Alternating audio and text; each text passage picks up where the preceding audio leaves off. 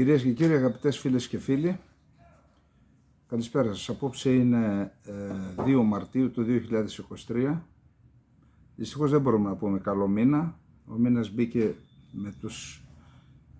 με τις χειρότερες προϋποθέσεις, ούτε καν ιονούς, με το τραγικό δυστύχημα στα Τέμπη. Στο τέλος, το 10ο θέμα μας θα τα αφιερώσουμε σε αυτό. Απλά να εκφράσουμε τη βαθιά μας θλίψη για το γεγονός, για τους συγγενείς, για τα ίδια τα θύματα που βρήκαν αυτό το τραγικό τέλος, για τους συγγενείς που βιώνουν μια ανίποτη τραγωδία. Λοιπόν, τέλος πάντων, θα τα πούμε στο τέλος. Να ξεκινήσουμε από τα θέματά μας. Πάμε στην Ουκρανία. Εκεί κατά πάσα πιθανότητα βρισκόμαστε στο τέλος της αντίστασης των Ουκρανών στην πόλη Μπαχμούτ. Εγώ σαν αξιωματικός έχω να πω, απαλλαγμένος από αυτά τα ούτε ουκρανικά ούτε ρωσικά, δεν μας ενδιαφέρουν αυτά, ότι οι Ουκρανοί, ασχέτως αν είχαν κάποιες σχέσεις και με τους Αζόφ και με τις νεοναζί και τα λοιπά, ότι στα πεδία των μαχών δείχνουν πραγματικά μεγάλη γενναιότητα και αγωνιστικότητα. Δηλαδή μάχονται πραγματικά με αξιοθαύμαστη αποφασιστικότητα, με αυτοθυσία, και βλέπω ότι εκεί στο Μπαχμούτ έχουν σχεδόν περικυκλωθεί. Είναι ζήτημα δηλαδή, δεν λέω ωρών αλλά ημερών να περικυκλωθούν. Άλλωστε τα μηνύματα τα παίρνουμε και από την Ουκρανική στρατιωτική ηγεσία και από τον ίδιο τον Ζελένσκι, και το Βουλεντάρ έκαναν το προφανές οι Ρώσοι, γιατί μελετώ το χάρτη, έκαναν και πάλι επιθέσεις τεχνοκρατικά μιλώντας, ανόητες κατευθείαν, ενώ το Βουλεντάρ επικοινωνεί με την υπόλοιπη Ουκρανία με έναν δρόμο. Θα μπορούσαν να παρακάμψουν το Βουλεντάρ και να κόψουν το δρόμο, να ελέγξουν το δρόμο και από εκεί και μετά κάποια στιγμή θα έπεφτε.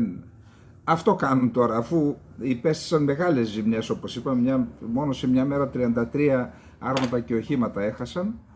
Αυτά τα λέμε για να δείξουμε ότι στο πεδίο των μαχών υπάρχουν και από τις δύο πλευρές και λάθη και σοβαρότατα λάθη. Λοιπόν, αυτά, άρα περιμένουμε τις επόμενες μέρες να έχουμε αυτές τις εξελίξεις, και γι' αυτό στις Ηνωμένες Πολιτείες της Αμερικής, ξέρετε, εκεί παρότι και εκεί δεν είναι δημοκρατία, είναι κοινοβουλευτική δημοκρατία, το λεγόμενο Republic, εκεί οι θεσμοί λειτουργούν.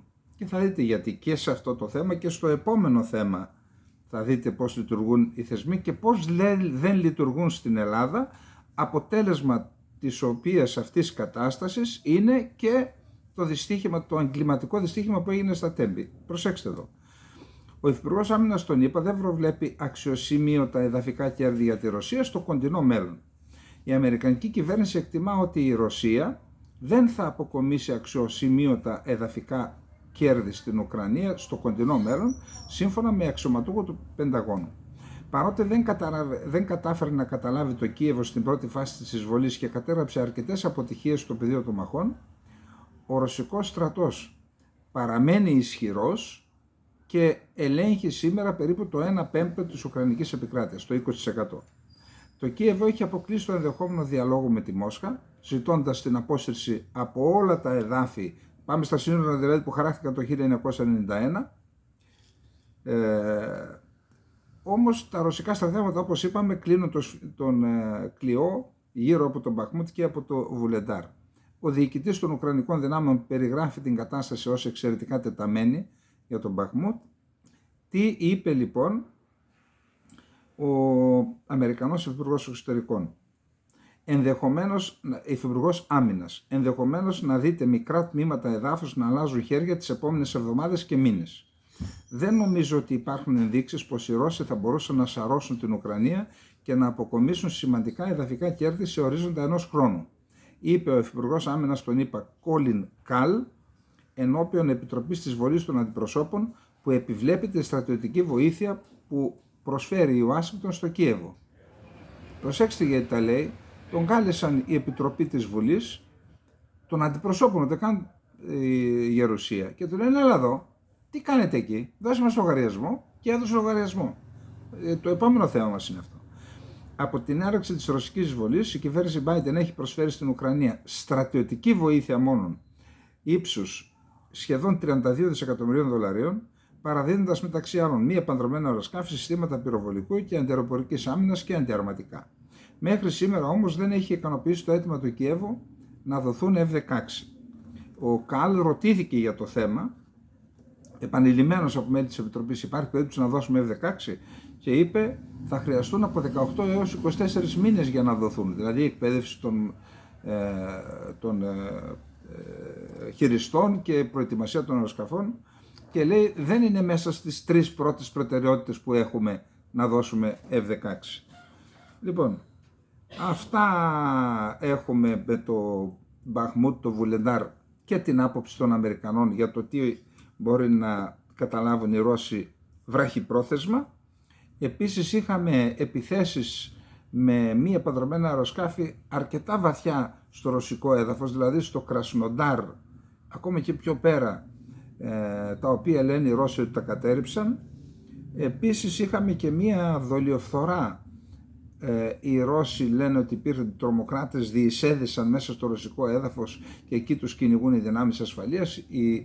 Το Κίεβο το αρνείται, αλλά επειδή είναι ένα θέμα που θα μπορούσατε να το δείτε, γι' αυτό και το αναφέρομαι. Επίσης συνεχίζονται οι δηλώσεις, αντικρουόμενες δηλώσεις, ότι οι Ουκρανοί ετοιμάζονται να κάνουν προβοκάτσια στην Υπερδνηστερία.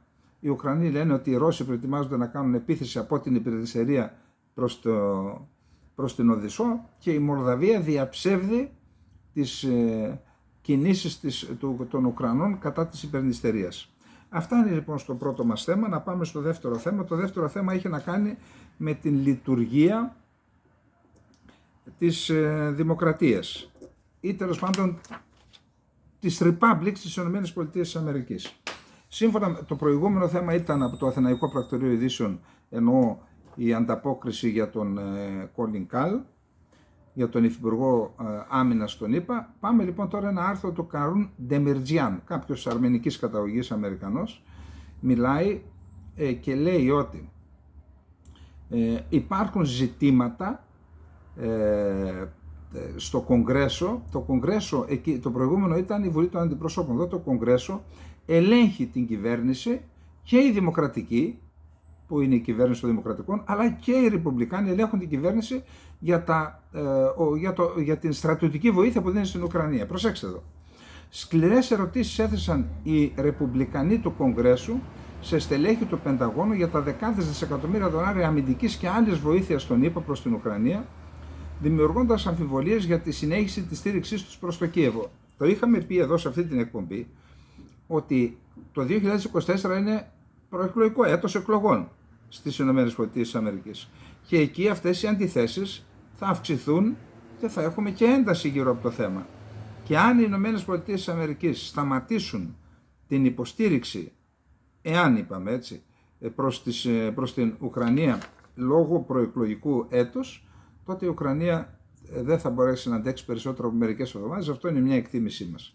Λοιπόν, οι καταθέσεις αξιωματούχων του Υπουργείου Άμυνας των ΗΠΑ σε 2 επιτροπές της Βουλής των Αντιπροσώπων και οι ερωτήσεις των βουλευτών, λίγες ημέρες μετά τη συμπλήρωση 1 έτους από τη ρωσική εισβολή, αποκάλυψαν την ανησυχία που επικρατεί γύρω από το υψηλό κόστος αποστολής όπλων στην Ουκρανία. Αυτές οι αμφιβολίες απειλούν τώρα τη σπάνια διακομματική συνένεση που έχει επιτευχθεί γύρω από το θέμα μέχρι στιγμής, ενώ της αποστολής βοήθειας στο Κίεβο, ενώ η κυβέρνηση Biden ενδέχεται να δυσκολευτεί να εξασφαλίσει την έγκριση του Κογκρέσου για την καταβολή νέων κεφαλαίων, η ροή των οποίων μπορεί να διακοπεί ακόμα και το ερχόμενο καλοκαίρι. Οι καταθέσεις ενώπιον των επιτροπών έδειξαν επίσης ότι μέλη και των 2 κομμάτων ανησυχούν για την ικανότητα μικρής αλλά κραυγαλαίας μειοψηφίας συντηρητικών ρεπουμπλικανών και προοδευτικών δημοκρατικών να υποσκάψουν τη στήριξη της νομοθετικής εξουσίας προς το Κίεβο. Όλοι ανησυχούμε για την απόδοση των κεφαλαίων, οφείλουμε να δημοσιοποιήσουμε όλα τα στοιχεία προκειμένου οι Αμερικανοί πολίτες να πιστούν για την ορθολογική χρήση τους, είπε ο Ρεπουμπλικανός βουλευτής της Νότιας Καρολίνας Τζο Βίλσον στη διάρκεια της ακρόασης. Εδώ λοιπόν λένε, δώστε όλα τα στοιχεία στην Επιτροπή.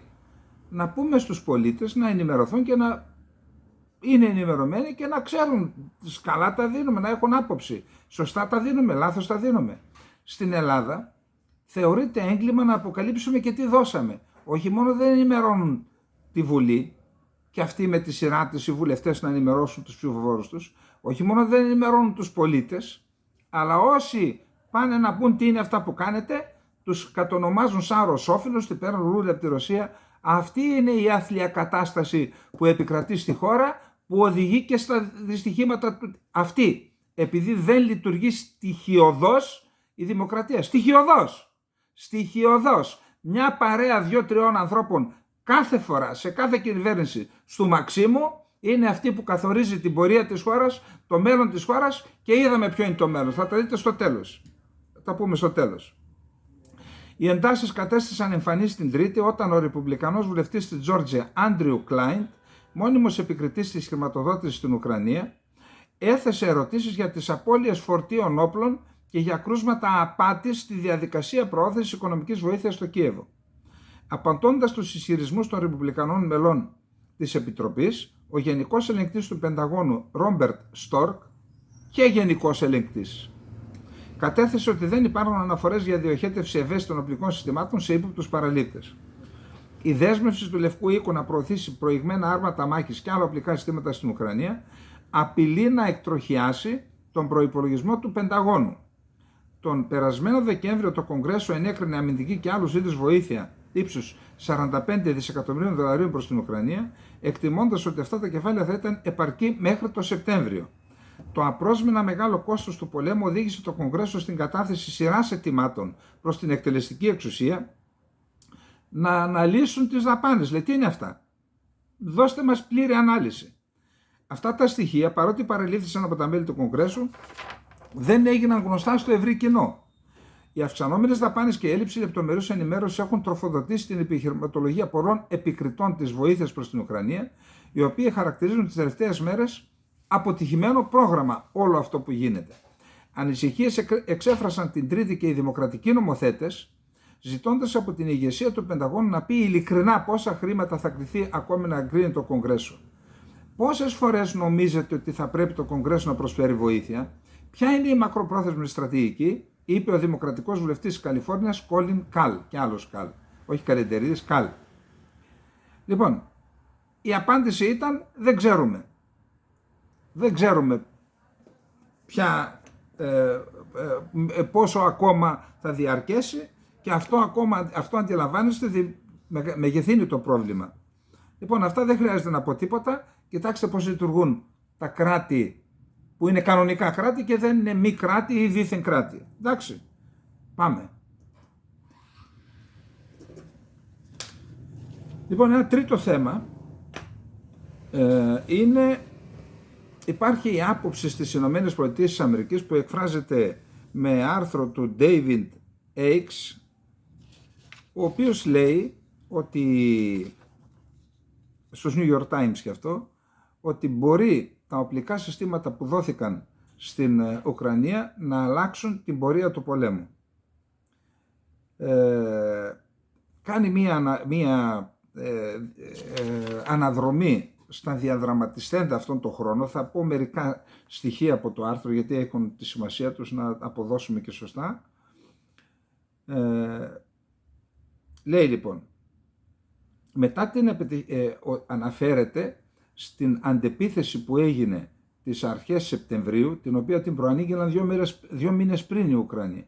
Και μάλιστα εδώ στις εκπομπές θυμάστε που λέγαμε πώς είναι δυνατόν να προαναγγέλεις μια αντεπίθεση, και όμως την προανήγγειλαν, ξεκίνησε αρχές Σεπτεμβρίου και όντως απόθεσαν τους Ρώσους από πολύ μεγάλες εκτάσεις, τις οποίες ανακατέλευαν, ανέκτησαν τα ουκρανικά στρατεύματα.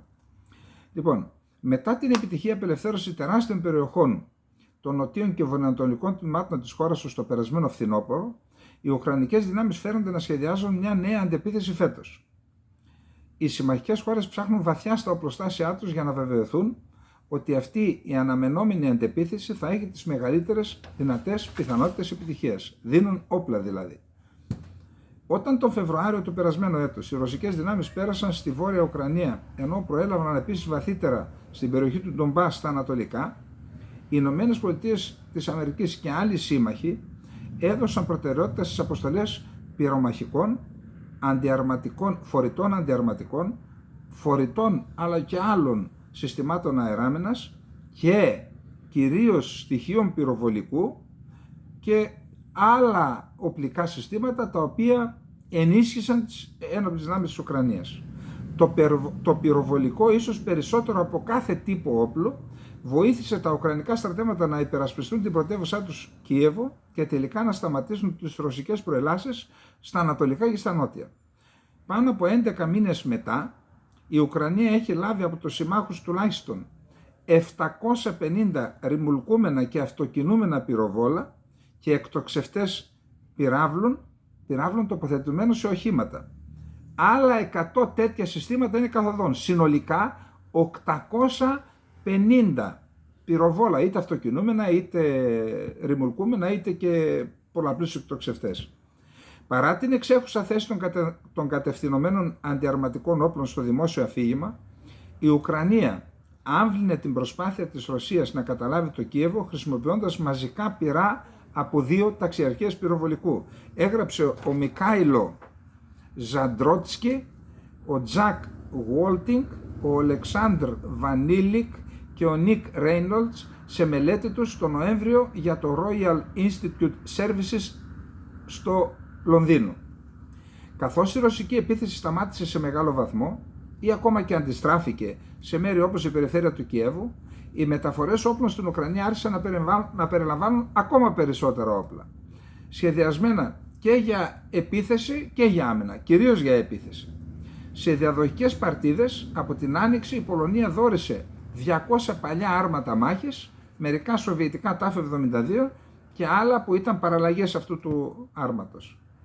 Αυτά λοιπόν ήταν τα πρώτα επιθετικά όπλα που πήρε ο Ουκρανικός στρατός. Και στη συνέχεια άρχισαν να δίνονται κι άλλα, μεταξύ αυτών 1.400 τεθωρακισμένα οχήματα μάχης, πολλά από αυτά αμερικανικής κατασκευής μη 113. Τα τεθωρακισμένα οχήματα μεταφοράς προσωπικού έφτασαν εγκαίρως για να συμμετάσχουν στις δίδυμες ουκρανικές αντιπιθέσεις που έγιναν αρχές Σεπτεμβρίου στο Χάρκοβο και στη Χερσόνα. Ξεκινώντας από τα τέλη του καλοκαιριού, εκδηλώθηκαν αρχές Σεπτεμβρίου. Εκμεταλλευόμενες τα κενά στις ρωσικές γραμμές, οι ουκρανικές ταξιαρχίες, μηχανοκίνητες ταξιαρχίες, προωθήθηκαν βαθιά στα κατεχόμενα εδάφη, κόβοντας τις ρωσικές γραμμές ανεφοδιασμού και αναγκάζοντας δεκάδες χιλιάδες Ρώσους στρατιώτες να υποχωρήσουν. Οι αντεπιθέσεις, είπαμε, απελευθέρωσαν πολλά εδάφη, τα ανακατέλαβαν οι Ουκρανοί και τώρα λέει ότι γίνεται ο σχεδιασμός, ποια όπλα επιπλέον θα δοθούν. Τα άρματα είπαμε ότι είναι καθοδόν, ήδη ορισμένα Λέοπαρτ έχουν φτάσει στο Κίεβο, άρα άρματα από τις ΗΠΑ, άρματα μάχης, από την Αγγλία, από χώρες της Ευρώπης και από τη Γαλλία είναι καθοδόν προς την Ουκρανία. Ήδη η Γερμανία έχει δηλώσει ότι έχουν εκπαιδευτεί 3.000 Ουκρανοί στρατιώτες, κυρίως αρματιστές και οδηγοί τεθωρακισμένων οχημάτων μάχης, τόμα.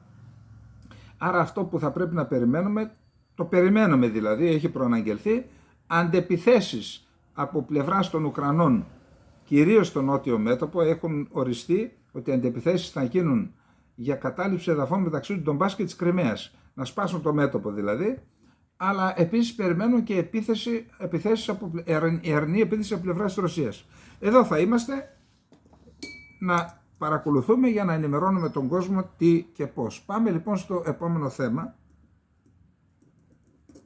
Το επόμενο θέμα είναι, νομίζω ότι από τα πιο σημαντικά θέματα που μπορούν να συμβούν στην περιοχή μας, μπορεί να έχει επίπτωση άμεσα και στην Ελλάδα. Δεν φαίνεται προς το παρόν, αλλά μπορεί να έχει επίπτωση άμεσα και στην Ελλάδα. Λοιπόν, ακούστε. Μέχρι πέρυσι έλεγαν ότι το Ιράν για να κατασκευάσει σχάσιμο υλικό, το οποίο είναι απαραίτητο για κατασκευή πυρηνικού όπλου, χρειάζεται 12 μήνες. Τώρα λοιπόν έχουμε επίσημη ενημέρωση από τις ΗΠΑ ότι αυτό το χρονικό διάστημα έχει πέσει στις 12 μέρες. Δηλαδή σε 12 μέρες μπορούν να παράξουν σχάσιμο υλικό, το οποίο φυσικά θα δούμε λοιπόν τι λέει το θέμα με βάση ανταπόκριση του Αθηναϊκού Πρακτορείου. Στο Ιράν θα μπορούσε να παραχθεί ικανή ποσότητα σχάσιμου υλικού για να κατασκευαστεί πυρηνικό όπλο μέσα σε περίπου 12 ημέρες, δήλωσε ανώτερος τέλεχος του Αμερικανικού Πενταγώνου προχθές Τρίτη, από έναν ολόκληρο χρόνο που υπολογιζόταν ότι απαιτείται για κάτι τέτοιο το 2015, όταν είχε υπογραφεί η Διεθνή Συμφωνία για το πρόγραμμα πυρηνικής ενέργειας της Ισλαμικής Δημοκρατίας του Ιράν. Η Ισλαμική Δημοκρατία γίνεται τώρα και Ισλαμική και δημοκρατία, λαϊκή δημοκρατία με κομμουνισμό ανελεύθερο καθεστώς, ή ακόμα και υπάρχουν και άλλοι τύποι δημοκρατίας. Έτσι χρησιμοποιούν το όνομα δημοκρατία για να καλύψουν τα έσχη τους, έτσι. Δεν υπάρχουν δημοκρατίες, δεν είναι αυτό δημοκρατία. Ούτε αυτά τα προεδρευόμενα και τα προεδρική, όλα αυτά είναι άλλο πράγμα. Δεν είναι δημοκρατία. Δημοκρατία με επιθετικό προσδιορισμό δεν υπάρχει. Η δημοκρατία είναι μία. Ή έχεις δημοκρατία ή δεν έχεις. Και εμείς δεν έχουμε republic, να το θυμόμαστε αυτό, έτσι. Κοινοβουλευτισμό έχουμε και όχι δημοκρατία. Τώρα θα τα δούμε στο τέλος, θα δούμε τι έχουμε. Λοιπόν, την εκτίμηση αυτή διατύπωσε ο Υφυπουργός Άμυνας των ΗΠΑ αρμόδιος για τη χάραξη πολιτικής Colin Kahl, πάλι ο Colin Kahl, κατά τη διάρκεια ακρόασης στη Βολή των Αντιπροσώπων, όταν πιέστηκε από Ρεπουμπλικάνο κοινοβουλευτικό να εξηγήσει γιατί η κυβέρνηση του Προέδρου Biden κατέβαλε προσπάθειες να επανέλθει σε ισχύ η συμφωνία, επισήμως το κοινό ολοκληρωμένο σχέδιο δράσης με το Ιράν. Επειδή η πρόοδος που έχει γίνει στο πρόγραμμα πυρηνικής ενέργειας του Ιράν, αφού το εγκαταλείψαμε το κοινό ολοκληρωμένο σχέδιο δράσης, είναι αξιοσημείωτη. Το 2018, όταν η προηγούμενη κυβέρνηση αποφάσισε να αποχωρήσουμε από το κοινό ολοκληρωμένο σχέδιο δράσης, χρειάζονταν στο Ιράν περίπου 12 μήνες για την παραγωγή σχάσιμου υλικού αρκετού για να κατασκευάσει μια πυρηνική βόμβα. Τώρα θα χρειαζόταν περίπου 12 ημέρες, απάντησε ο Υφυπουργός Άμυνας κ. Καλ, ο τρίτος στη τάξη στο Υπουργείο Άμυνας. Και γι' αυτό νομίζω πως εξακολουθεί να υφίσταται η άποψη πως αν μπορούσαμε να επιλύσουμε αυτό το ζήτημα δια της διπλωματικής οδού και να θέσουμε ξανά περιορισμούς στο ιρανικό πρόγραμμα πυρηνικής ενέργειας, αυτό θα είναι καλύτερο από τις άλλες επιλογές. Όμως αυτή τη στιγμή το κοινό ολοκληρωμένο σχέδιο δράσης βρίσκεται στον πάγο, είπε ο Υφυπουργός Άμυνας των Ηνωμένων Πολιτειών. Λοιπόν, υπάρχουν φυσικά απόψεις που λένε ότι και να παράξει σχάσιμο υλικό, ότι το Ιράν δεν έχει αυτή τη στιγμή την τεχνογνωσία να αποκτήσει ένα πυρηνικό όπλο. Αλλά αν έχει το σχάσιμο και αποκτήσει και την πυρηνική, τότε γίνεται πυρηνικό όπλο. Αν λοιπόν έχουμε ακόμα μία χώρα με πυρηνικό όπλο στην περιοχή, τότε το επόμενο που θα δούμε να είναι η Τουρκία να διεκδικήσει και αυτό το δικαίωμα, και τότε αντιλαμβάνεστε τι θα γίνει στην περιοχή. Δηλαδή μιλάμε για κάτι τρομακτικό για την Κύπρο, για την Ελλάδα, για τις χώρες της περιοχής, δεδομένου του χαρακτήρα που έχει το τουρκικό κράτος. Τραγική κατάσταση, πιστεύω ότι πρέπει να... Λοιπόν, επίσης έχω δει δημοσιεύματα που λένε ότι οι Ρώσοι δηλώνουν ότι πάγωσαν τη συμφωνία New Start λόγω της στάσης που τηρούν οι Ηνωμένες Πολιτείες Αμερικής στο θέμα της Ουκρανίας. Και τι δηλώνουν? Αλλάξτε στάση και επιστρεφόμαστε στη New Start. Η New Start είναι στην ουσία η συμφωνία Start 3 για τον έλεγχο των διυπηρετικών πυράβλων. Τώρα λοιπόν, φεύγοντας ή παγώνοντας τη συμμετοχή της η Ρωσία, αντιλαμβάνεστε ότι η πυρηνική απειλή μεγεθύνεται. Δεν υπάρχει έλεγχος. Μέχρι τώρα υπήρχε ένας έλεγχος. Επίσης είχαμε την σύνοδο των Υπουργών Εξωτερικών G20 στην Ινδία. Εκεί η Ινδία όντως φαίνεται ότι μετά την Κίνα, που αυξάνει, ας πω μια έκφραση που είναι στην πιάσα τώρα, το γεωπολιτικό της αποτύπωμα, ότι και το Ιράν κάνει κάτι, και η Ινδία κάνει κάτι τέτοιο, ιδιαίτερα με αφορμή τώρα τους G20, και εκεί είδαμε το εξής περίεργο. Οι Ηνωμένες Πολιτείες της Αμερικής να δηλώνουν επίσημα ότι δεν προβλέπεται συνάντηση με τους υπουργούς εξωτερικών της Ρωσίας και της Κίνας λόγω της συμπεριφοράς τους η Ρωσία έχει εισβάλει στην Ουκρανία, η Κίνα τη στηρίζει, και από την πλευρά της η Ρωσία να δηλώνει: εμείς δεν πρόκειται, λέει, να συναντηθούμε, ο Λαυρόφ να συναντηθεί με τον Μπλίνκεν, διότι ΑΒΓ. Τελικά τι έγινε, ξέρετε? Λίγες ώρες μετά συναντήθηκαν στο περιθώριο και μάλιστα συζήτησαν 10 λεπτά. Εντάξει, δεν είναι και λίγα, και αναφέρεται στο δημοσίευμα ότι έγινε με πρωτοβουλία του κυρίου Μπλίνκεν. Υπάρχουν σοβαρά πράγματα να συζητηθούν. Δεν θα πούμε εμείς τι πρέπει να κάνουν οι δύο μεγάλες χώρες, αλλά αυτές που κρατούν τα κλειδιά της ασφάλειας όλης της ανθρωπότητας, και αναφέρουμε στα πυρηνικά, έτσι. Νομίζω ότι θα πρέπει να υπάρχουν, άλλωστε έχουν ομολογήσει ότι υπάρχουν επικοινωνία για τη New Start μεταξύ της Ρωσίας και των ΗΠΑ, υπάρχει επικοινωνία σε άλλα επίπεδα, διπλωματικά και άλλα. Λοιπόν, αυτά και για το θέμα του Ιράν και της New Start, και να πάμε στο επόμενο θέμα μας, που είναι, εδώ ξέρω ότι σε ορισμένους θα αρέσει πολύ, αλλά έχει ενδιαφέρον πάνω σου. Επειδή είμαστε στην Ινδία, κλήθηκε και μίλησε στο Συμβούλιο, στην Σύνοδο Ασφάλειας του Μονάχου, ο Τζορτζ Σόρος, και αυτός άσκησε κριτική στην Ινδία. Μίλησε ότι δεν υπάρχει δημοκρατία. Τώρα ο Τζορτζ Σόρος, ένας άνθρωπος ο οποίος έκανε τα λεφτά του κάνοντας, ονομάζεται διεθνής σπεκουλαδόρος. Τώρα χρησιμοποιώ μια ξενική λέξη, αλλά ας το πάρει το ποτάμι, έτσι. Ζητώ συγχώρεση, όπως ζήτησε και ο Ερντογάν προχτές. Λέει: συγχωρέστε με, λέει, γιατί άργησα να έρθω. Αργήσαμε το κράτος τις 2 πρώτες μέρες, και η κυβέρνηση. Λοιπόν, ας το πάρει το ποτάμι, λοιπόν. Αυτός ο διεθνής σπεκουλαδόρος, που φτωχοποίησε οικονομίες και χώρες, έρχεται, μας κάνει και μαθήματα δημοκρατίας. Αρέλα ψήμ και μισφάντς που λέμε και στα ποντιακά. Πάμε λοιπόν τώρα. Εκεί κατηγόρησε την Ινδία. Ο Υπουργός Εξωτερικών της Ινδίας δήλωσε πως ο κόσμος χρειάζεται να γίνει πως στον κόσμο χρειάζεται να γίνει μια συζήτηση για τη δημοκρατία, χαρακτηρίζοντας τον δισεκατομμυρίουχο επενδυτή Τζορτζ Σόρος, έτσι τον επενδυτή. Πού επενδύει? Πού επενδύει? Πουθενά. Είναι σπεκουλαδόρος, έτσι. Χαρακτηρίζοντας λοιπόν τον Τζορτζ Σόρος γέρο, πλούσιο, δογματικό και επικίνδυνο για τη δημοκρατία, έτσι. Σε μια ομιλία πριν από τη διάσκεψη για την ασφάλεια του Μονάχου, ο δισεκατομμυρίουχος επενδυτής επέκρινε την Πέμπτη τον Πρωθυπουργό της Ινδίας, Ναρέντα Μόντι, λέγοντας ότι η Ινδία ήταν δημοκρατία, αλλά ο Μόντι δεν είναι δημοκράτης. Ο Υπουργός Εξωτερικών της Ινδίας, Σουμπραχαμνιάμ Τζαϊσανκάρ, σε συνέδριο στο Σίνδνεϊ το Σάββατο, υπογράμμισε ότι τα σχόλια του Σόρος ήταν τυπικά μιας ευρωατλαντικής άποψης. Εδώ να κάνουμε μια ερμηνεία εμείς.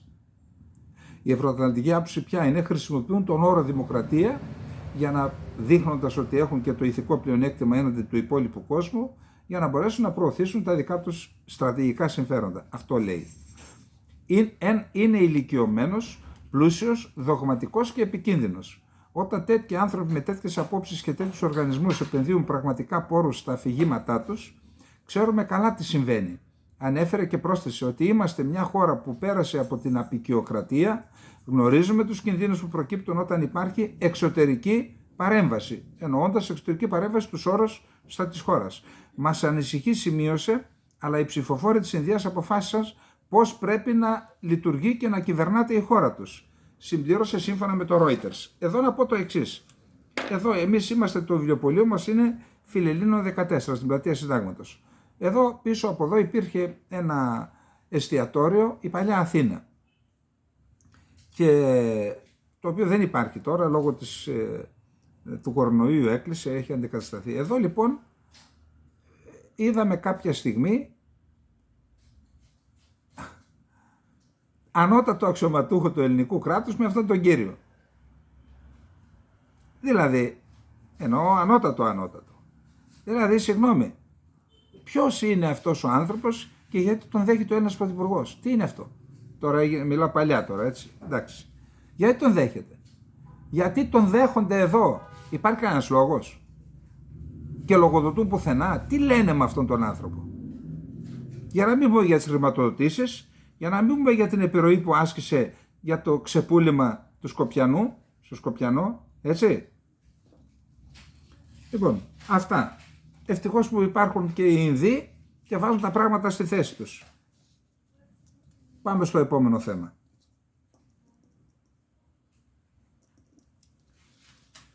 Ένα περίεργο θέμα κυκλοφορεί αυτές τις μέρες που έχει και στοιχεία, θα έλεγα ότι είναι μια απάντηση στις κινήσεις που κάνει η Κίνα για να αυξήσει το γεωπολιτικό της αποτίμιο, όπως λέμε. Είναι μια απάντηση στον ΗΠΑ. Δηλαδή υπάρχουν τουλάχιστον δύο δηλώσεις από τις ΗΠΑ, από φορείς επίσημους, ότι ο κορονοϊός διέρευσε από εργαστήριο στην πόλη Ουχάν της Κίνας. Για να δούμε λίγο το θέμα. Ο διευθυντής του FBI, Christopher Wray, εκτίμησε προχτές Τρίτη ότι η πανδημία του κορονοϊού είναι πολύ πιθανόν, είναι οι λέξεις που χρησιμοποίησε, να οφείλεται σε διαρροή από το εργαστήριο στην πόλη Ουχάν της Κίνας, 2 μέρες αφότου το Υπουργείο Ενέργειας των ΗΠΑ είχε κάνει την ίδια εκτίμηση, αλλά είχε πει ότι με χαμηλό βαθμό βεβαιότητας, είχε πει το Υπουργείο Ενέργειας. Ενώ το FBI λέει πολύ πιθανόν, προσέξτε τις λέξεις. Το FBI εκτιμάει ήδη εδώ και κάποιο καιρό ότι η πανδημία πολύ πιθανόν να οφείλεται σε ένα περιστατικό σε εργαστήριο της Ουχάν, δήλωσε ο διευθυντής του FBI Christopher Wray σε συνέντευξη που παραχώρησε στο Fox News. Οι δηλώσεις έγιναν μια μέρα μετά την αναφορά που έγινε στην εφημερίδα Wall Street Journal. Σύμφωνα με την αναφορά, με το δημοσίευμα, το Υπουργείο Ενέργειας είπε ότι με χαμηλό βαθμό βεβαιότητας η πανδημία οφείλεται σε ακούσια διαρροή από το εργαστήριο της Ουχάν. Πάντως, 4 άλλες αμερικανικές υπηρεσίες, όπως και ένα πάνελ εθνικών πληροφοριών των ΗΠΑ, εξακολουθούν να εκτιμούν ότι ο κορονοϊός προκλήθηκε από φυσική μετάδοση, ενώ άλλες 2 υπηρεσίες δεν έχουν καταλήξει ακόμα σε συμπέρασμα, αναφέρει η Wall Street Journal. Ο εκπρόσωπος Εθνικής Ασφάλειας του Λευκού Οίκου, John Kirby, δήλωσε τη Δευτέρα, αυτήν την εβδομάδα, ότι η Αμερικανική κυβέρνηση δεν έχει καταλήξει σε οριστικό συμπέρασμα για την προέλευση της πανδημίας. Τώρα, λέει ο Ρέι στη συνέντευξη πάλι, η κινέζικη κυβέρνηση έκανε ό,τι μπορούσε για να προσπαθήσει να εναντιωθεί και να περιπλέξει το έργο που κάναμε, το έργο το οποίο η Αμερικανική κυβέρνηση και οι στενοί μας ξένοι εταίροι διεξάγουν. Τις έρευνες για το πώς προήλθε τελικά ο κορονοϊός. Είναι λυπηρό για όλο τον κόσμο. Φυσικά το Πεκίνο διαψεύδει κατηγορηματικά. Λοιπόν, αυτά για τον κορονοϊό. Να πάμε και στο επόμενο θέμα μας τώρα, που είναι Σερβία και Κωσυφοπαίδιο. Λοιπόν, τις προηγούμενες μέρες έγινε μία συνάντηση Μπορέλ και των ηγετών της Σερβίας και του Κωσυφοπαιδίου. Εκεί λοιπόν η Ευρωπαϊκή Ένωση έχει προτείνει ένα σχέδιο, μια υπογραφή συμφωνίας 11 σημείων. Με βάση την συμφωνία αυτή θα έχουμε σταδιακή προσέγγιση και εξομάλυνση των σχέσεων μεταξύ της Σερβίας και του Κωσυφοπαιδίου. Και οι δύο, ο Μπορέλ λοιπόν είπε ότι και οι δύο ηγέτες υπέδειξαν υπεύθυνη συμπεριφορά και ετοιμότητα για την εξέβρεση λύσεων. Και είμαι στην ευχάριστη θέση να ανακοινώσω ότι ο πρόεδρος Βούτσιτς και ο πρωθυπουργός Κούρτι συμφώνησαν ότι δεν χρειάζονται και άλλες συζητήσεις για την πρόταση της Ευρωπαϊκής Ένωσης, μια πρόταση που βασίζεται σε ένα μίνιμουμ συνένεσης καθοδόν προς την εξομάλυνση των σχέσεων μεταξύ Κωσυφοπαιδίου και Σερβίας. Όπως διευκρίνησε αργότερα ο Μπορέλ, αυτό το μίνιμουμ αφορά κυρίως τους πολίτες της Σερβίας και του Κωσυφοπαιδίου και όχι την Ευρωπαϊκή Ένωση. Ορίζει μεταξύ άλλων ότι οι άνθρωποι μπορούν να μετακινούνται ελεύθερα μεταξύ των δύο χωρών, κάνοντας χρήση των δικών τους διαβατηρίων, αμοιβαία αναγνωρισμένων ταυτοτήτων και πινακίδων αυτοκινήτων. Εκτός αυτού, θα μπορούν να σπουδάζουν και να εργάζονται με τους τίτλους σπουδών αναγνωρισμένους και από τις δύο πλευρές. Η συμφωνία προβλέπει ότι η Σερβία δεν θα εμποδίσει, μου θυμίζει την ενδιάμεση συμφωνία Ελλάδα-Σκοπίων, έτσι, δεκαετία του 90. Δεν θα εμποδίσει την είσοδο του Κωσυφοπαιδίου σε διεθνείς οργανισμούς. Πάντως, ενώ την πρώτη μέρα μετά από τη συνάντηση είχαμε πολύ θετικά μηνύματα ότι πάμε σε μία λύση, ο Βούσιτς επέστρεψε στη Σερβία και είπε: η Σερβία στο Βελιγράδι δεν πρόκειται ποτέ να αναγνωρίσει το Κωσυφοπαίδιο, και στην ουσία τίναξε όλη την προσπάθεια στον αέρα. Από την άλλη πλευρά και ο Κούρτι είπε ότι η Σερβία δεν υπογράφει, και η Σερβία από την πλευρά της είπε ότι ενώ έχει αναλάβει υποχρέωση να δώσει διευρυμένη τοπική αυτοδιοίκηση στους Σέρβους της Μητρόβιτσα, δεν το έχει κάνει, ο ένας τα ρίχνει στον άλλον. Εν πάση περιπτώσει, το πρόβλημα παραμένει πάλι σχεδόν άλυτο, με την Ευρώπη να προσπαθεί να παίξει το ρόλο τους, και μακάρι να το πετύχει, διότι είναι προϋπόθεση αυτό για να προχωρήσει η ένταξη των Δυτικών Βαλκανίων, έτσι το ονομάζουν τώρα, στην Ευρωπαϊκή Ένωση και στο ΝΑΤΟ. Λοιπόν, πάμε τώρα στο επόμενο θέμα μας, που είναι οι σεισμοί. Λοιπόν, τι έχουμε με τους σεισμούς? Για να δούμε, εδώ είχαμε και κάποιες σημειώσεις. Πού είναι, ρε παιδιά? Λοιπόν, εδώ είναι, εντάξει. Τι γίνεται με τους σεισμούς? Καταρχάς συνεχίστηκαν οι διαμαρτυρίες στην Τουρκία, και επειδή είχαμε τις διαμαρτυρίες στα γήπεδα, που το είπαμε στην προχθεσινή μας εκπομπή, αποφασίστηκε ο αγώνας Μπεσίκτας Άγκαρα Γκιουτζού να γίνει χωρίς φιλάθλους. Τι σημαίνει αυτό? Ότι η κυβέρνηση, η Τουρκία, όλα τα ολιγαρχικά καθεστώτα, τα ανελεύθερα καθεστώτα φοβούνται την αντίδραση του λαού.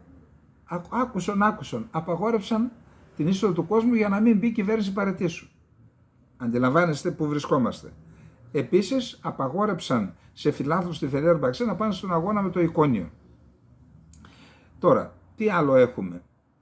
Ο Ερντογάν πήγε στο Ελμπιστάν. Το Ελμπιστάν είναι μια μεγάλη επαρχία με πολύ πληθυσμό στον νομό του Καραμάν Μαράς, και εκεί βρέθηκε αντιμέτωπος με αντιδράσεις των μελών του κόμματός του.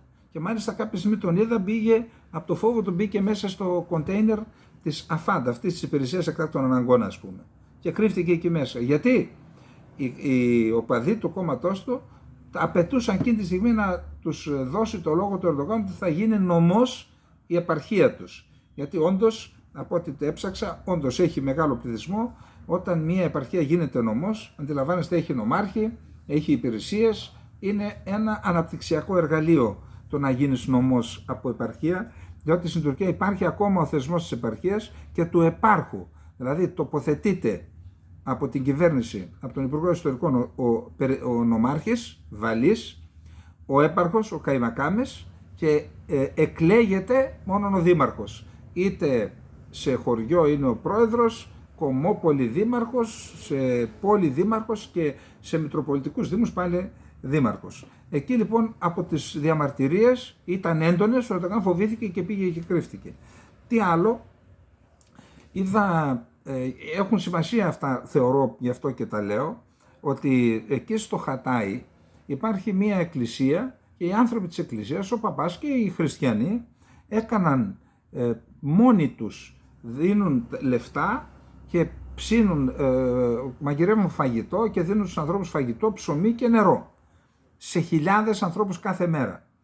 Και ενώ συμβαίνει αυτό και πηγαίνουν οι μουσουλμάνοι και όλοι όσοι έχουν πρόβλημα και παίρνουν, πήγανε ένα συνεργείο τηλεοπτικό και 2-3 μολάδες με τα γένεια αυτά τα περίεργα, εντάξει, το παίρνω πίσω, με αυτά τα γένεια, και έκαναν δηλώσεις λέγοντας: εδώ, λέει, αυτοί οι χριστιανοί είναι ειδικά εκπαιδευμένοι, με χαμόγελο, λέει, και με μεγάλη ευγένεια. Καταρχάς, λέει, έχουν καθαρίσει τον τόπο εδώ, είναι πεντακάθαρα όλα, και με μεγάλη ευγένεια δίνουν, λέει, σε όλους φαγητό, τους λένε μπορείτε να έρχεστε όποτε θέλετε. Το κάνουν αυτό, λέει, για να τους κάνουν χριστιανούς. Κάτι πρέπει να κάνουμε, να δώσουμε κι εμείς το παρόν εδώ.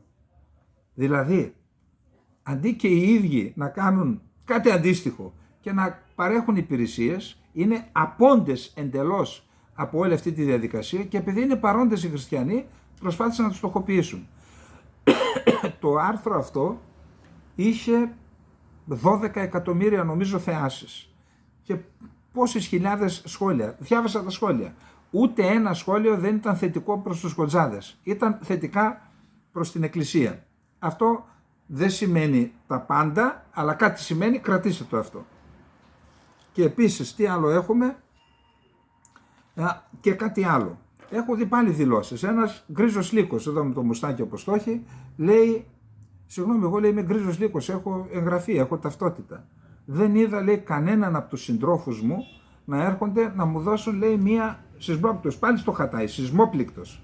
Και ποιοι έρχονται, λέει, έρχονται αυτοί τους οποίους εμείς μέχρι χθες λέγαμε τρομοκράτες. Τι συμβαίνει, κάτι συμβαίνει. Χάλασε ο εγκέφαλός του ανθρώπου. Σου λέει κάτι λάθος μου λέγανε εδώ. Παρεμπιπτόντως, οι μόνοι που βρίσκονται στο πεδίο και δίνουν βοήθεια και αλληλεγγύη στους ανθρώπους, επιδεικνύουν αλληλεγγύη, είναι οι Κούρδοι του Κόμματος της Δημοκρατίας των Λαών, είναι ορισμένες αριστερές ομάδες και κόμματα και η Εκκλησία, οι χριστιανοί. Οι Σουνίτες είναι απόντες, το ΑΚΠ είναι απόν, το ΜΕΧΑΠ είναι απόντες.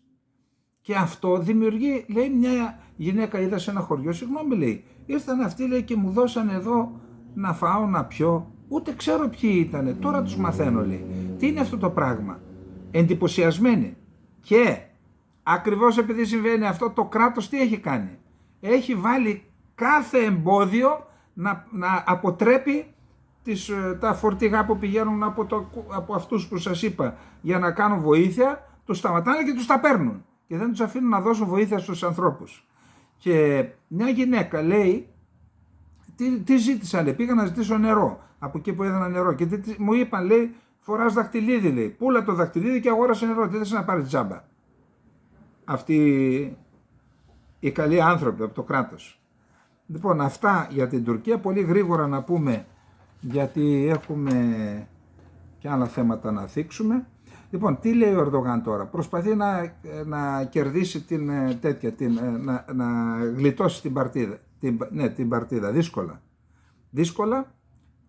Ο ίδιος παρόλα αυτά κάποιες έστω και λίγες ελπίδες, δεν είναι δικές μου απόψεις, μαζεύω από όλους τους Τούρκους και από τους από εδώ και από εκεί, είναι η κεντρική ιδέα, ο μέσος όρος, κάποιες ελπίδες να κερδίσει έχει έναντι του Κιλισδάρογλου, λίγες πάντως, αλλά και να κερδίσει δεν θα μπορέσει να κυβερνήσει. Διότι δεν υπάρχει περίπτωση, θα χάσει με μεγάλη διαφορά στο κοινοβούλιο. Πώς θα κυβερνήσει? Μόνο με προεδρικά διατάγματα δεν γίνεται. Εν πάση περιπτώσει, αυτά θα τα πούμε άλλη φορά, τα είπαμε, θα τα ξαναπούμε. Να δούμε πώς προσπαθεί να κερδίσει, να γλιτώσει, να κερδίσει την παρτίδα. Λοιπόν,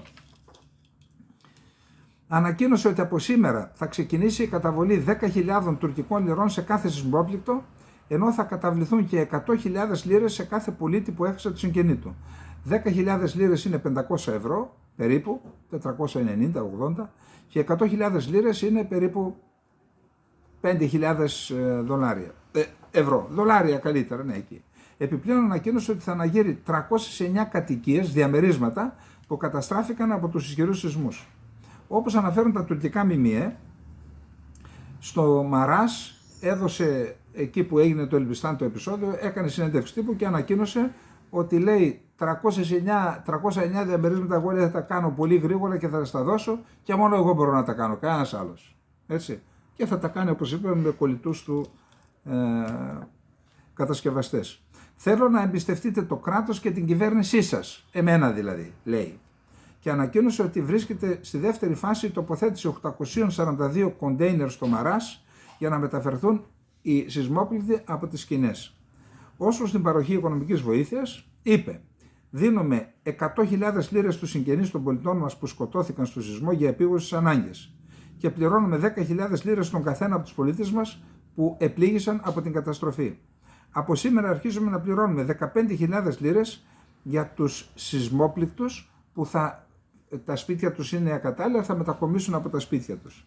Ακολούθως πρόσθεσε ότι όσο εμείς δίνουμε ζωή στις επαρχίες, στις περιφέρειες και τα χωριά στην περιοχή που επλήγει από το σεισμό, θα μεταμορφώσουμε γρήγορα άλλες περιοχές της χώρας που αντιμετωπίζουν την ίδια απειλή. Υπάρχει στην Κωνσταντινούπολη ο Εκρέμ Μάμογλου, έχει ξεκινήσει, νομίζω ότι θα κάνει ανακοίνωση για το θέμα, ένα ολοκληρωμένο σχέδιο για να εντοπιστούν τα κτίρια τα οποία είναι επίφοβα να πέσουν από κάποιο σεισμό και να ληφθούν μέτρα, ούτως ώστε αν γίνει σεισμός κάτι που περιμένουν όλοι τώρα στην Τουρκία τα επόμενα χρόνια να γίνει στην περιοχή της Κωνσταντινούπολης, να έχουμε τις λιγότερες απώλειες. Αυτά λοιπόν και σε σχέση με την Τουρκία. Να πάμε στο επόμενο θέμα μας. Το επόμενο θέμα μας είναι, λοιπόν, μία ομάδα δικηγόρων, ο πρώην Πρωθυπουργός του Βελγίου και η Ένωση Δημοκρατικών Δικαστών και Εισαγγελέων Ευρώπης και μια άλλη ΜΚΟ, όλες με έδρα το Βέλγιο, έχουν δουλέψει εδώ και 2 χρόνια, δουλεύουν εδώ και 2 χρόνια και έχουν κάνει φακέλους για 1.300 περιπτώσεις απαγωγής, εξαφάνισης, βασανιστήριων, βιασμών αντιφρονούντων από το καθεστώς Ερντογάν και από τον ίδιο τον Ερντογάν. Και αυτήν την υπόθεση όλοι χθες κατέθεσαν αυτούς τους φακέλους, μιλάμε για στίβα. Ήμουν και προσκεκλημένος, μάλιστα, αλλά πού να πας, πού πρώτα να πας, να παραστώ. Λοιπόν, και λέει ότι, προσέξτε, μία ανακοίνωση προς το Διεθνές Ποινικό Δικαστήριο, η οποία παρέχει στοιχεία για εγκλήματα κατά της ανθρωπότητας που φέρεται ότι διέπραξε το καθεστώς του Ρετζέπ Ταΐπ Ερντογάν μετά το αποτυχημένο πραξικόπημα το 2016, εστάλει από μία βελγική δικηγορική εταιρεία, μία ΜΚΟ με έδρα το Βέλγιο και μία Ένωση Ευρωπαίων Δικαστών, όπως ανακοινώθηκε χθες έγινε αυτό. Λοιπόν, οι δικηγόροι εκτιμούν ότι 200.000 άνθρωποι, προσέξτε, βασανίστηκαν, εξαφανίστηκαν, φυλακίστηκαν ή βιάστηκαν και καταδικάστηκαν χωρίς να τηρηθούν οι νόμιμες διαδικασίες στην Τουρκία αλλά και σε άλλες περιοχές. Επίσης αναφέρει ότι έγιναν, προσέξτε, απαγωγές από την Αλβανία, τη Βουλγαρία, τη Μολδαβία, ακόμη και από την Ελβετία. Έχουν ακυρωθεί διαβατήρια ανθρώπων, είναι άνθρωποι χωρίς υπηκότητα, δελτία ταυτότητας, από ανθρώπους που κατοικούν στην Αυστρία, στο Βέλγιο, τη Γαλλία, τη Γερμανία και το Ηνωμένο Βασίλειο. Τώρα, για 1.300 άτομα έχουν γίνει φάκελοι, κανονικοί δικογραφίες και έχουν παραδοθεί. Από ό,τι μου λένε, ότι αντίστοιχη διαδικασία γίνεται και για τον Πούτιν, για εγκλήματα κατά της ανθρωπότητας.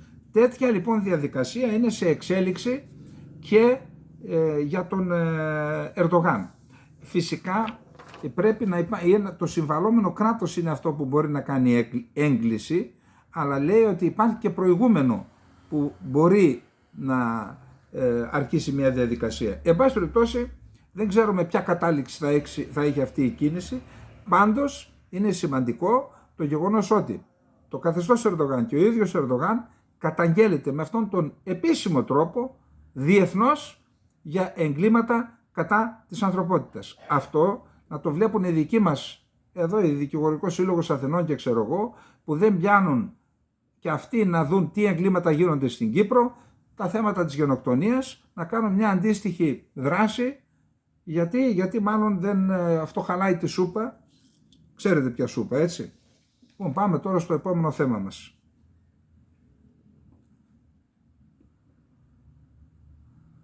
Λοιπόν, επόμενο θέμα είναι ο σεισμός. Ακούστε, είχα πει εδώ σε αυτή την εκπομπή ότι η δικιά μου ιδεολογία είναι, εντάξει, επειδή αυτό υπηρέτησα, εγώ λέω ότι πρέπει η Ελλάδα να έχει ένα καλό κράτος. Αυτή είναι η ιδεολογία, να έχεις ένα κράτος λειτουργικό, που να λειτουργεί υπέρ του πολίτη.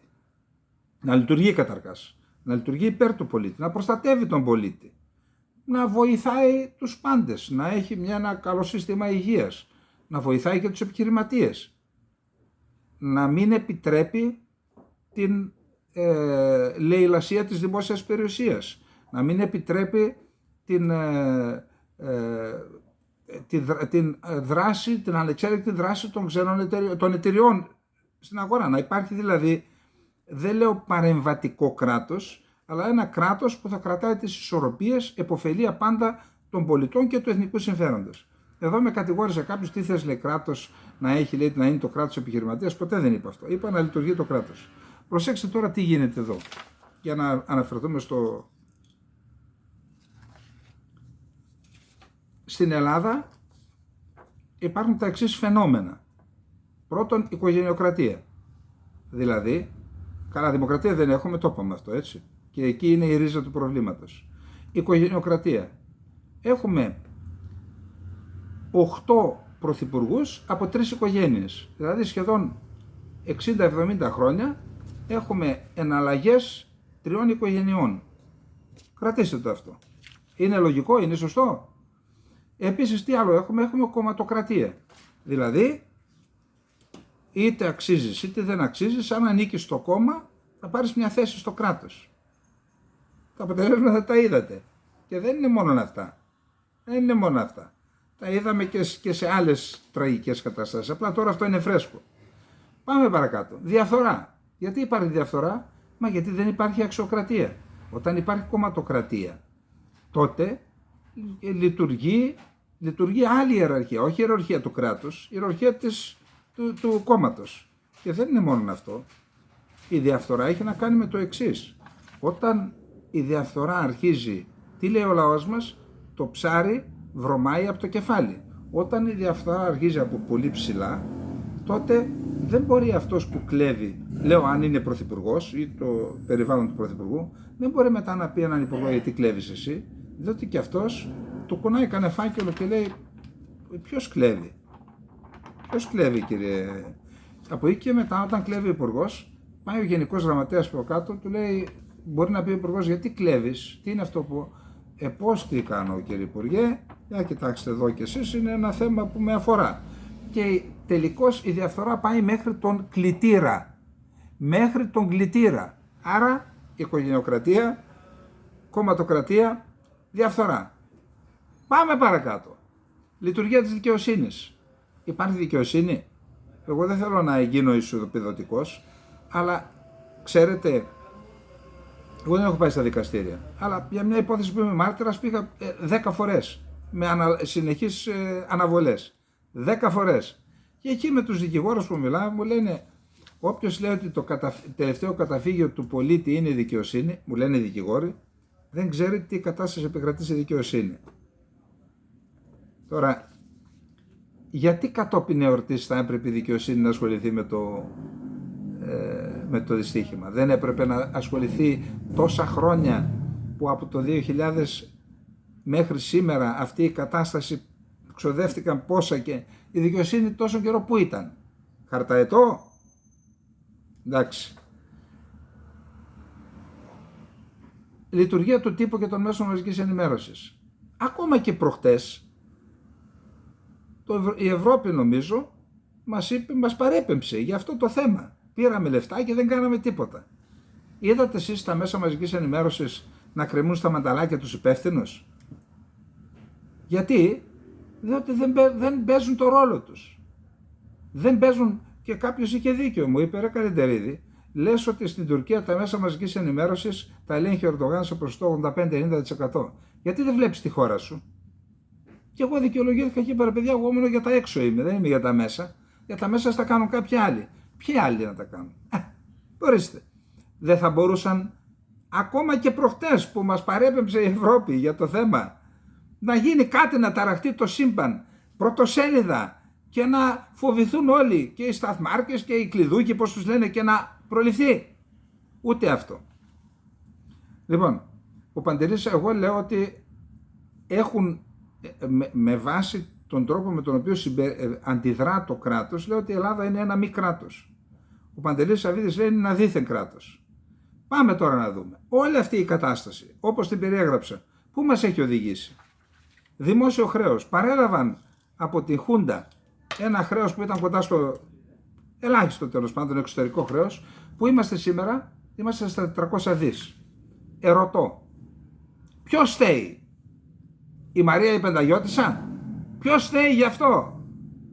Ποιος φταίει? Ένα ολόκληρο σύστημα φταίει, το οποίο κανένας δεν είχε το θάρρος να πει εδώ μέσα στον κατήφορο, ρε παιδιά, πάμε να ξεπουλήσουμε τα πάντα. Και αυτό που έγινε έχει να κάνει με την παθογένεια όπως την περιέγραψα, αλλά έχει να κάνει και με τα μνημόνια, έτσι, τα ξεπουλήματα, δεν υπήρχαν 2 σταθμάρκες, τώρα υπάρχει, όλα αυτά. Έχει να κάνει με αυτό όμως, έτσι. Γιατί ένας δεν βρέθηκε από το 1974 μέχρι σήμερα να πει, ρε παιδιά, να πει την αλήθεια στον ελληνικό λαό και να πει, παιδιά, εδώ καταστρεφόμαστε. Θα γίνουμε απικία χρέους. Θέλετε να βάλουμε πλάτη, να φέρουμε τη χώρα στο ίσωμα, να είμαστε όλοι καλύτερα, και εσείς οι πολίτες και εμείς οι πολιτικοί και οι στρατιωτικοί και τα τρένα. Γιατί δεν το είπε κανένας? Εδώ ακούμε, λέει, δώστε μου να κυβερνήσω μόνος, αυτοδυναμία. Συγγνώμη, γιατί αυτοδυναμία? Μας είπαν γιατί αυτοδυναμία? Για να έχουμε καλά τρένα, για να μειωθεί το χρέος, το εξωτερικό χρέος, για να έχουμε καλύτερη παιδεία? Γιατί, καταρχάς, ποιος το λέει αυτό? Αν δεν σου δίνει ο πολίτης δικαίωμα, έχει ο καθένας να πει δώσε με αυτοδυναμία. Άλλος μπορεί να πει κάνε με και... εντάξει, αν δεν σου δώσει αυτοδυναμία, με ποιο δικαίωμα πηγαίνεις σε δεύτερες εκλογές? Δεν είναι ασέβεια στον πολίτη? Του είπες στον πολίτη, θέλω αυτοδυναμία. Δεν στην έδωσε, γιατί πας ξανά? Και μόλις τι μας λένε ορισμένοι? Και ξανά μέχρι να έχουμε αυτοδυναμία. Είναι αυτό κράτος? Είναι αυτό δημοκρατία? Είναι αυτό δημοκρατία? Προσέξτε τώρα. Άρα δημόσιο χρέος. Μας φαλήρισαν. Σύστημα υγείας. Έγιναν κάποιες προσπάθειες, ξέρω εγώ, πού είναι, τι είναι? Μιλάω με ανθρώπους, στη Σουηδία πήγα, είναι αδιανόητο το φακελάκι. Καλά, στην Αμερική ούτε συζητάμε, αδιανόητο. Στη Γερμανία αδιανόητο. Εδώ τι γίνεται? Για πέστε μου. Γιατί δεν μπόρεσαν να το φτιάξουν? Ποιος φταίει? Οι πολίτες φταίνε? Παιδεία. Εσείς ξέρετε κανένα άλλο κράτος να έχει όποιος έρχεται να κάνει το δικό του σύστημα παιδείας? Και γιατί βγαίνει η Ευθυμίου και λέει αυτή η αδερφή του Πέτρου Ευθυμίου, ξέρετε τι λέει? Λέει, οι απόφοιτοι του δημοτικού πριν από 30-40 χρόνια είχαν καλύτερο επίπεδο γνώσεων από τους απόφοιτους του λυκείου. Ποιος τα έκανε αυτά? Ποιος κατήντησε αυτή τη χώρα σε αυτή την κατάντια, την αγραμματοσύνη? Να βγαίνουν ακόμα και οι δημοσιογράφοι που υποτίθεται ότι χειρίζονται το λόγο. Λοιπόν, το δημογραφικό. Ποιος το κατήντησε σε αυτή τη χώρα? Μόνο του έγινε? Δεν όφυλαν αυτοί οι οποίοι υποτίθεται ότι ζητούν από εμάς νομιμοποίηση να διοικήσουν τη χώρα? Τους τη δίνουμε. Δεν όφυλαν να ασχοληθούν με το θέμα? Ποιος οδήγησε την κατάσταση? Μόνο ότι είμαστε στον αυτόματο πιλότο είμαστε?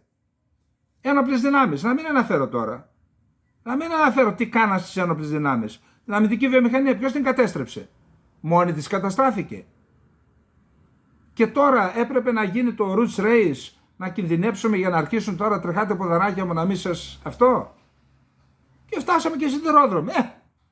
Όταν δεν γίνονται όλα τα άλλα, δεν γίνονται και σιδηρόδρομοι. Το Κυπριακό. Ποιος το κατήντησε έτσι?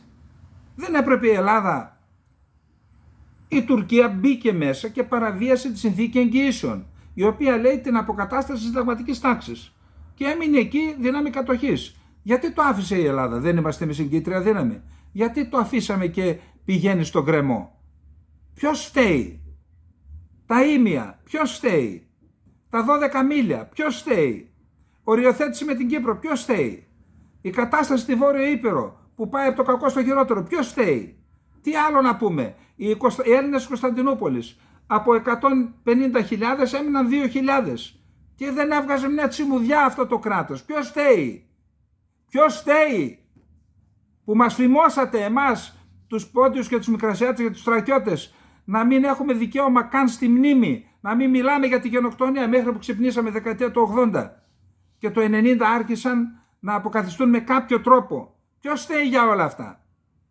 Και έχετε το θράσος να βγείτε και να ζητήσετε και ψήφο από τους Έλληνες πολίτες που τους έχετε ρημάξει? Να ζητήσετε και ψήφο, ζητάτε και αυτοδυναμία. Σαν δεν τρέπεστε λίγο? Αντί να βγείτε με σκυμμένο το κεφάλι, να πείτε την αλήθεια στον ελληνικό λαό, να κάνετε ένα κανονικό πρόγραμμα, με αλήθειες, όχι με ψέματα. Θα πήγαινε, λέει ο κύριος Μητσοτάκης, την επόμενη του δυστυχήματος στο κέντρο τηλεδιοίκησης και σηματοδότησης σιδηροδρομικού δικτύου Βορείου Ελλάδος. Και μου λένε δεν υπάρχει τέτοιο πράγμα. Τι θα πήγαινε να πει όταν δεν υπάρχει? Πάλι μια ψεύτικη πραγματικότητα. Και ήρθε η πραγματικότητα και μας χτύπησε στο κεφάλι. Η ίδια η πραγματικότητα. Τι θα πήγαινε να πει?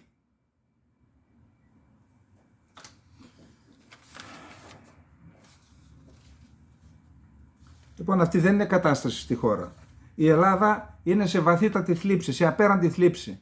Όπου και να πας αυτές τις μέρες βλέπεις έναν κόσμο μέσα στη μελαγχολία, εκτός από τους κομματικούς, γιατί οι κομματικοί δεν είναι κανονικοί άνθρωποι. Δεν είναι κανονικοί άνθρωποι.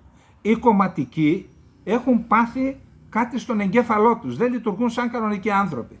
Όλοι οι άνθρωποι όμως προσπαθεί ο ένας να ρίξει τις ευθύνες του άλλου. Εσύ στο μάτι τι έκανες, εσύ τώρα στο σεισμό θα σε τακτοποιήσω εγώ με τα τέμπη, θα πάρω εκδίκηση για το μάτι.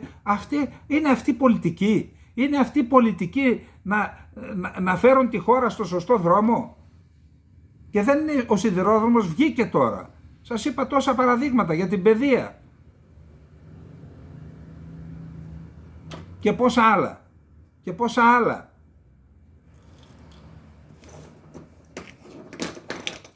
Και μετά σου λέει ο άλλος να ασχοληθείς με την πολιτική. Ποια πολιτική? Είστε με τα καλά σας? Ποια πολιτική? Πώς να βγεις τώρα? Πρέπει να είσαι από ειδικό ύφασμα για να πας τώρα στους πολίτες και να κάνεις προεκλογικό αγώνα. Και να πέσεις πάνω στη μάνα με τα δίδυμα. Πρέπει να είσαι από ειδικό ύφασμα. Τι να σας πω? Τι να σας πω? Δεν ξέρω. Τι να πω? Με τι μούτρα θα πάνε να ζητήσουν ψήφο? Όλοι τους.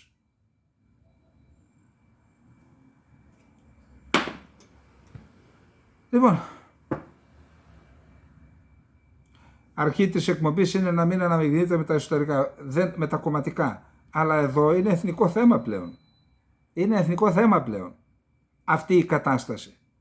Και γι' αυτό έκανα παρέκκληση, ζητάω και την κατανόησή σας, νομίζω όμως ότι έπρεπε να γίνει. Λοιπόν, αυτά είχαμε να πούμε για απόψε. Πάλι εκφράζω τη βαθύτατη θλίψη μου και αυτό δεν είναι καθόλου υποκριτικό, αλήθεια σας λέω.